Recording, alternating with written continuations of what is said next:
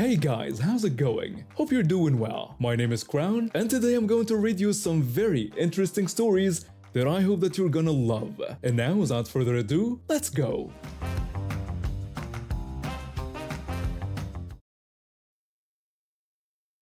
I'm 18 years old, though I don't look it. Where I live, you need to be 18 to buy knives or lighters. The store has a system where the cash register locks up if someone underage tries to buy these items. The register scans your ID, and if you're even 1 day under 18, it shows invalid ID. Enter password to return to checkout. Only managers have this password, so if no manager is around, that register is out of commission. I'm a regular at this store, so most employees know me by name. The store layout is awkward. You walk in the door, turn left into the shopping area, and the checkout line is blocked off by racks. If someone blocks the path, it's hard to navigate through the store or back out. I had just finished shopping for dinner, spaghetti ingredients and lighters for my incense. There was also a small black pocket knife being held for me. I got in line behind this teenager who looked about 16 or 17 and waited my turn. The cashier, I'll call her Allie, started helping him. He'd picked out a pocket knife and some lighters. Allie asked if that would be all for him, and he said yes. When she looked at his ID, she asked him to verify his age.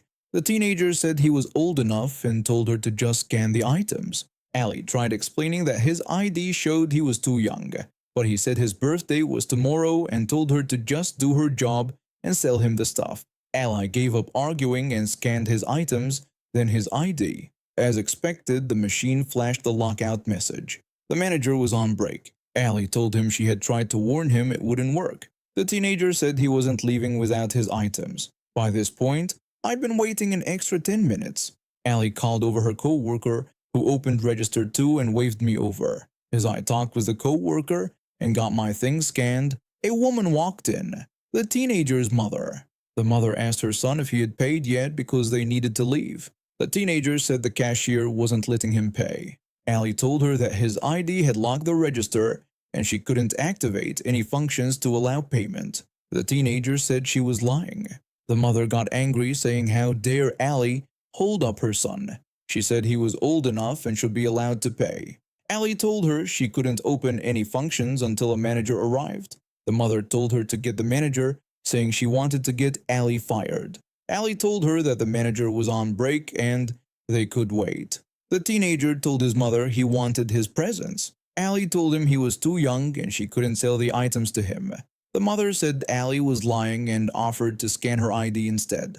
Allie told her the system didn't work that way. I put my lighters on the counter at register 2 and asked if they still had the knife I wanted. The coworker said yes and pulled out a tiny multi-tool pocket knife from behind the counter. The coworker asked if that would be all or if I needed new headphones again. I said I was fine with just those items. The coworker scanned my ID and I paid. That's when the mother noticed and got upset. She said I looked the same age as her son. When Allie tried to explain, the mother interrupted, saying I must have a fake ID. Allie told her my ID wasn't fake. The teenager walked over to me and held out his hand. I looked confused and tried to walk away, but he blocked me. He told me to give him my ID since his didn't work. I said no, adding that the machine didn't work that way anyway. The mother praised her son's idea and told me to hand over my ID. I said no again. Allie asked the mother to stop bothering me, saying I had done nothing wrong. The co-worker asked her to move as she was blocking the line. The mother said 1 sec as she reached for my ID. I warned her not to touch me. I'm military trained and have a lot of strength due to a birth defect. The mother brushed off my warning. I told her that if she touched me, she would be restrained. I said this loudly with a camera recording to protect myself. The mother grabbed the arm where I kept my wallet. Allie was calling the police while I grabbed the mother's wrist and restrained her. I didn't hurt her, just took her wrist and held it behind her back, pushing her down. She was small, so this was the best way to handle it without causing injury. I was just stopping things from getting worse. The teenager looked scared while his mother yelled. The police arrived and I let go since I didn't want to look like I started it. The mother made up a story about unhelpful employees and said I had attacked her. Allie said that wasn't what happened, and the co-worker offered to show one of the officers the video. One officer went to view the footage while the other took statements from everyone. I told the truth and said I had warned her. The mother made up her version, but Ali's statement matched mine. When the first officer returned, he told the mother she was coming with him and asked if I wanted to press charges. The mother said she did want to press charges, and the officer told his partner to cuff her. The officer asked if I wanted to press assault charges, and I said yes because she had dug her nails into my wrist. The mother acted shocked and yelled about her rights, while the second officer read her rights. Everyone who had to wait in line got a free item under $5. At the hearing, the mother cried and claimed insanity. After a checkup, she was placed in a hospital. I had to get a restraining order against her husband after he came banging on my door and yelled at me for 30 minutes. When he finished, I told him to get off my lawn. He kept banging on my door, cracking it, so now I'm pressing charges for damage to my property. If she hadn't claimed insanity, this could have gone on for a year or more. I live in a downtown high-rise apartment building in a major city, with about 20 floors and roughly 15 units per floor. Our building is constantly busy. Like many major cities, we have a housing crisis, so every space is occupied and common areas are always packed. Being downtown means our rent prices are through the roof. A few months ago, something happened that still leaves me confused. I was leaving my apartment when someone called out to me from the elevator area. I saw a woman I didn't recognize and figured she must be a new tenant. I asked how I could help her, and she pointed toward the other end of the hallway. She wanted me to make sure her cats didn't get into my apartment or the elevator.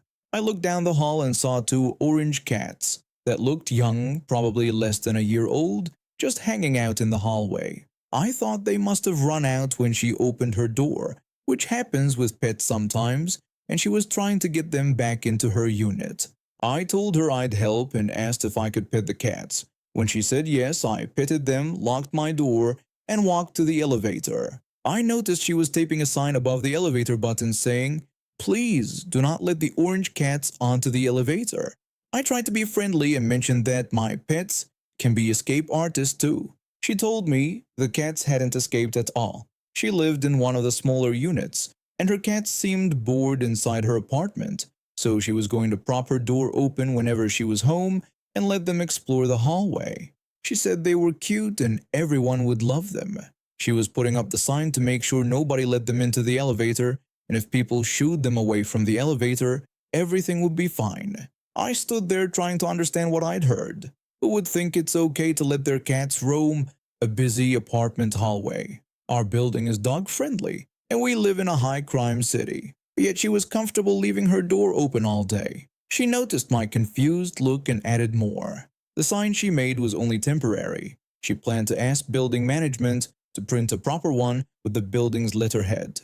She was sure they wouldn't mind because the property manager was nice. I didn't know what to say. I just smiled, nodded, wished her a good day, and hoped this strange situation would sort itself out. I love cats. Even though I'm allergic, I have two of my own. But I would never think it's okay to expect strangers to watch my pets every day because they're bored in my apartment. Not everyone likes animals, and some people have allergies.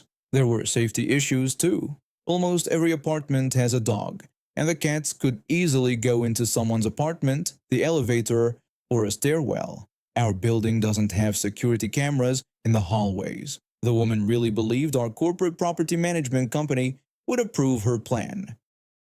She thought they would make official paperwork telling all residents that her pets were now everyone's responsibility. She talked about it casually, like she was discussing the weather.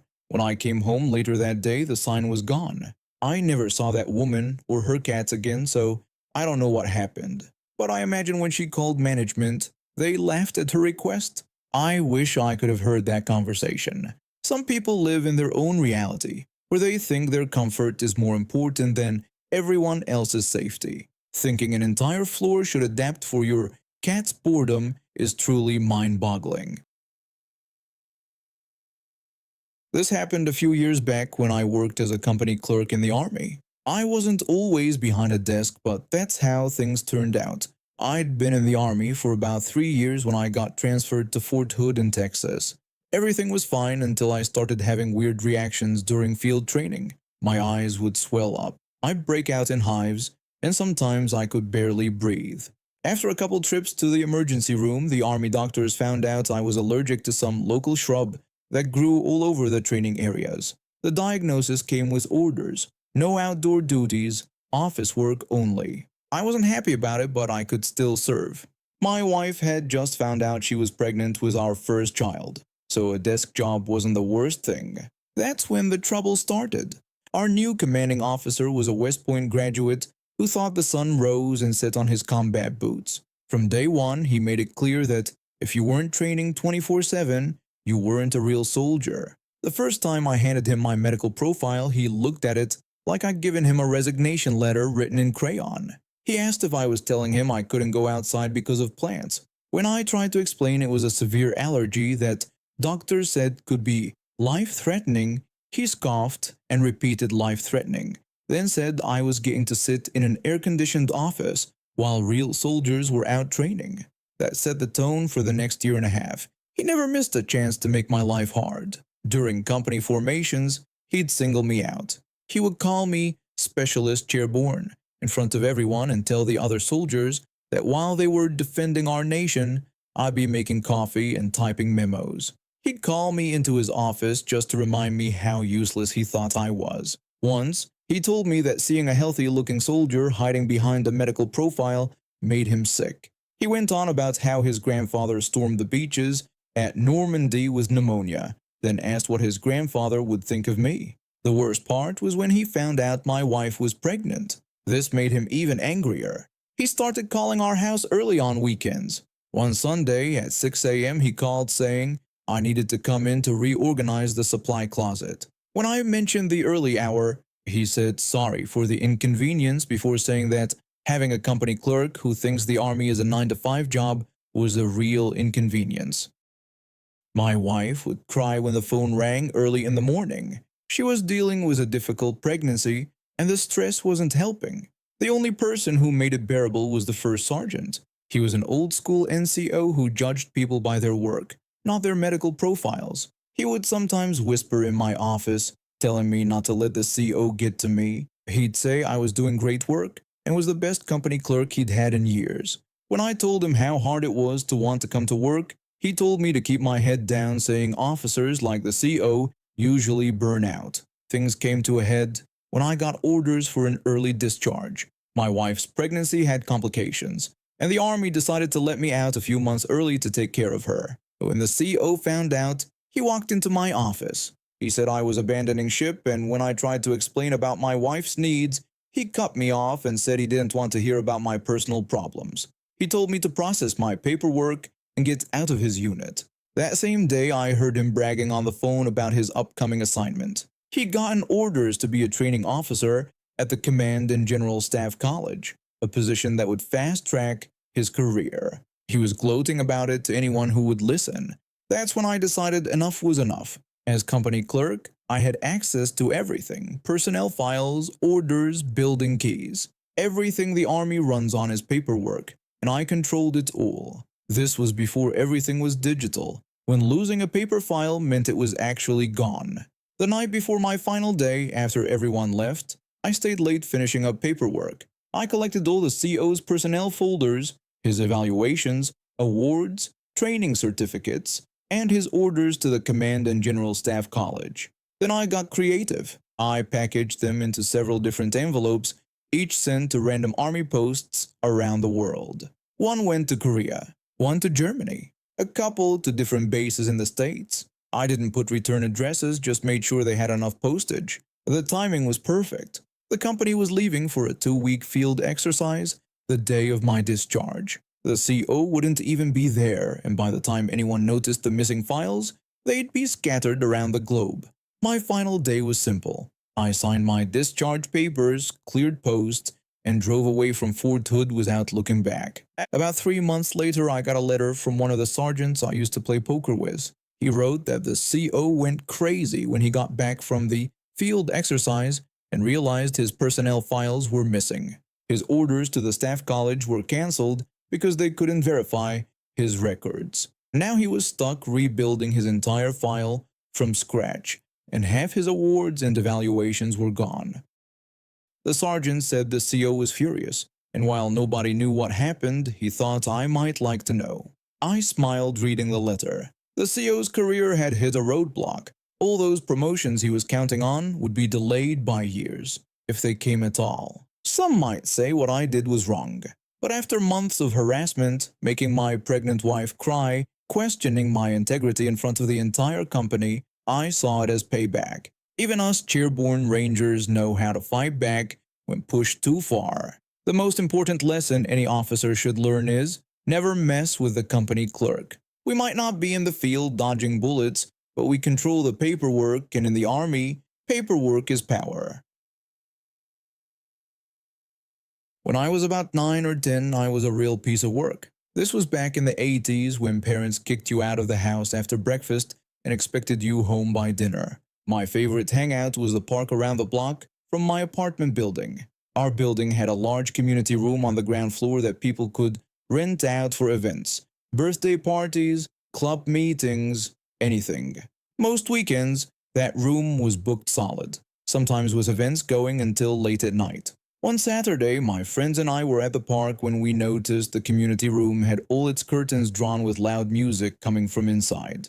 There was some kind of party happening, and to a bunch of bored kids, that sounded exciting. We knocked on the door and politely asked if we could join the party. The teenager told us to get lost and called us little jerks. The door slammed in our faces. If he had been nice about it, maybe said we were too young or it was a private event, we would have walked away. But being called little jerks when we were being polite, that crossed the line. My first friend said the teenager was a jerk. The second friend said we should do something about it. The third friend agreed but asked what we could do. We huddled together thinking of ideas for revenge. Some suggested throwing rocks at the windows, others thought about pulling the fire alarm. Nothing seemed right until I looked over at the lawn. There was the biggest dog turd I had ever seen. It was massive, fresh, and disgusting. I knew what to do. I pulled out my handkerchief and found 2 small twigs. My friends watched as I picked up the turd using the twigs like chopsticks, putting it on the handkerchief. My first friend asked what I was doing and said it was gross. The second friend started to ask if I was really going to do what they thought. I told them to watch me. I had noticed one of the windows to the community room was open a crack. It was the perfect target. As I walked toward it with my disgusting payload, my friends realized what I was planning. My first friend said he was leaving. He ran back to the park. The rest of us kept going. I went to the window, careful not to be seen. I could hear the music and laughter getting louder as I got closer. With my friends watching, I stood on my tiptoes and aimed at the small opening. I threw the dog turd through the crack in the window. Instead of hearing a plop of it hitting the floor, there was a splash sound. My second friend asked what that sound was and what the turd had hit. Before I could answer, we heard a girl screaming from inside. She yelled about something disgusting. Another voice said it was dog poop in the punch bowl. Several people said they had just drunk some of the punch. My second friend said, "Oh no," and ran away from the scene. The music stopped. Through the window, we heard gasping, retching, and angry voices. The angry teenager said he would kill whoever did it. Another voice said someone had thrown it through the window and might still be outside. I laughed. I couldn't help it. My last friend and I looked at each other, and we knew it was time to leave. I told my friend to run.